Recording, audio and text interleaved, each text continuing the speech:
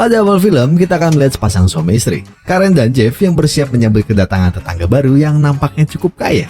Karena berani membeli rumah tanpa survei dan tawar-menawar. Oh ya, Jeff sendiri merupakan pegawai personalia di MBI, sebuah perusahaan roket canggih di kotanya. Sedangkan Karen adalah seorang desainer interior yang bekerja secara WFH. Nah, siang itu kebetulan tetangga mereka datang ke rumah baru. Perhatian Karen pun teralihkan dengan kemesraan yang mereka pamerkan. Tak lupa ia menggosipkan hal itu dengan suaminya. Setibanya di rumah pun, Jeff bertemu dengan mereka yang bernama Natalie Jones dan Tim Jones, pasangan muda yang sama-sama berparas rupawan. Dalam kunjungan siang itu, tak lupa Natalie memberi simbol perkenalan berupa lampu hias. Esok harinya, kebetulan sedang ada pesta kebun di komplek mereka. Tim dan Natalie pun turut hadir di sana. Ternyata selain ganteng, Tim ini juga jagoan. Dia bisa buka botol bir pakai tangan, bukan cuma gigi. Jeff yang coba menirunya pun justru kesakitan karena tangannya justru terluka dengan darah yang mengucur deras. Tak hanya Tim, Natalie juga berhasil menyita perhatian warga komplek dengan keseksiannya serta kemampuannya bermain busur. Ia bahkan berhasil mempermalukan seorang pria bernama Denny yang coba melatihnya. Busurku. Malam itu Karen terbangun karena melihat cahaya mobil terpantul pada kacanya. Karena penasaran, dia pun menengoknya dan melihat Natalie dan Tim di sana membawa sebuah koper. Dan disinilah Karen mulai curiga. Esok harinya, Tim mengajak Jeff makan ke restoran China. Rupanya ini hanyalah kedok supaya Tim bisa mengorek informasi tentang perusahaannya saat Jeff mabuk memakan olahan daging ular. Sementara itu, Karen yang mulai mencurigai tetangganya mulai mengorek informasi. Tak hanya itu, ia bahkan membututi kemanapun Natalie pergi.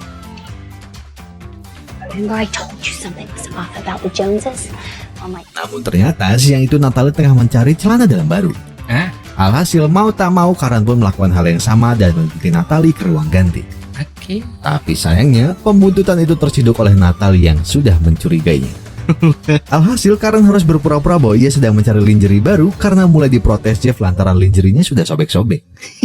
Natalie pun pura-pura percaya dan memilih membantunya memilih lingerie.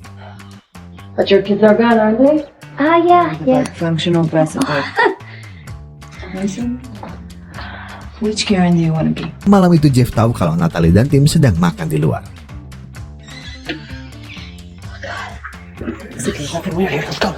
Alhasil Pak Sutri ini memutuskan untuk menyelinap ke rumah mereka demi mengorek informasi. Saat memasuki kamar Natalie, mereka makin terkejut mengetahui bahwa kamar itu dipenuhi seperangkat komputer semacam alat penyadap.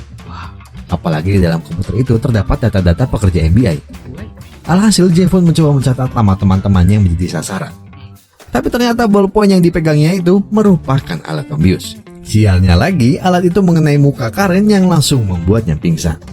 Dan kebetulan sekali di saat bersamaan, mobil Natalie dan Tim mulai memasuki garasi. Karena panik, Jeff pun menyeret Karen dari kamar itu dan berusaha kabur sebelum ketahuan.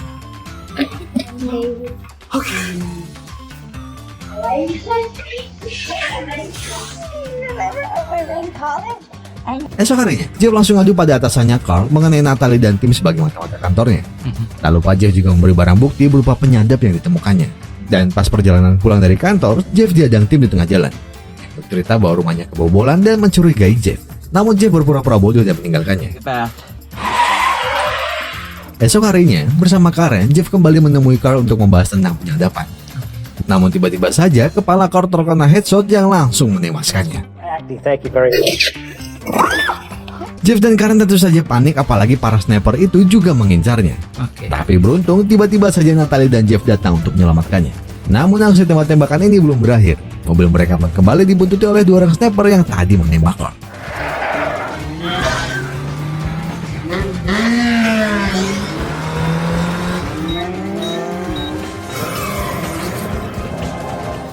Untungnya dengan pengalaman yang dimiliki, Natalie berusaha mengalahkan dua orang sniper itu dan berhasil kabur. Setelah itu, Tim mulai membeberkan sebuah rahasia bahwasannya selama ini ada seseorang yang menggunakan komputer Jeff untuk berbuat kejahatan. Oleh karena itu, Natalie dan Tim berusaha mencari tahu dalang di balik semuanya. Meskipun kini sudah tidak saling menaruh curiga, namun tiba-tiba saja sepulang makan-makan, rumah Natalie dan Tim meledak.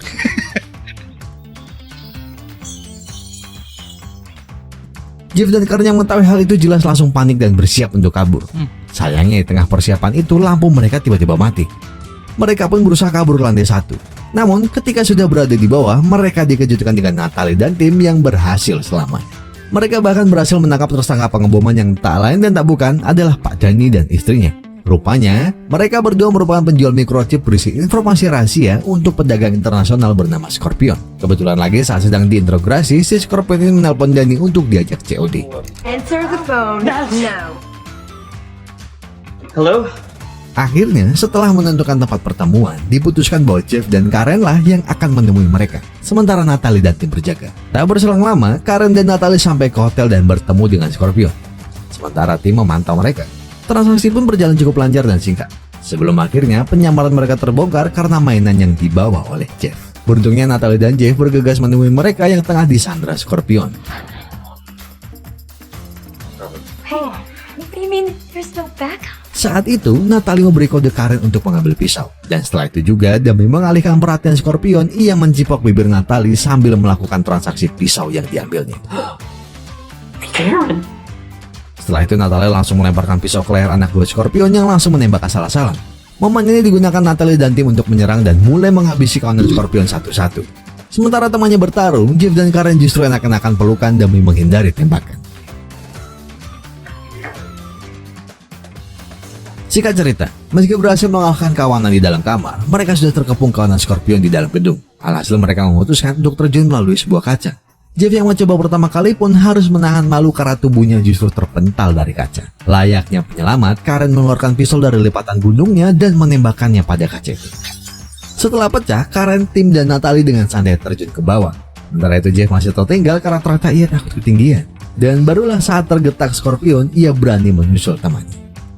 Setelah itu, Scorpion membuka koper yang berhasil didapatnya. Namun ternyata koper itu sudah diganti isinya dengan bom oleh Natalie. Akhirnya misi Natalie dan tim pun berhasil dengan bantuan Karen dan Jeff. Setelah itu mereka pun kembali ke rumah. Namun kini Natalie dan tim sudah tidak lagi menjadi tetangganya karena penyamarannya sudah selesai dan harus kembali ke markas. Now you wanna drive. Let's see. Setahun berlalu, terlihat Jeff dan Karen berlibur ke Maroko. Dan tanpa disangka, mereka kembali bertemu Natalie dan tim. Sayangnya, niat baik Jeff menyapa mantan tetangganya itu justru membuat penyamaran Natalie dan tim ketahuan. Okay. Alhasil hujan tembakan pun mulai terdengar. Disinilah Jeff dan Karen kembali melihat aksi Natalie dan tim yang langsung buat mereka merindukan kejadian setahun lalu.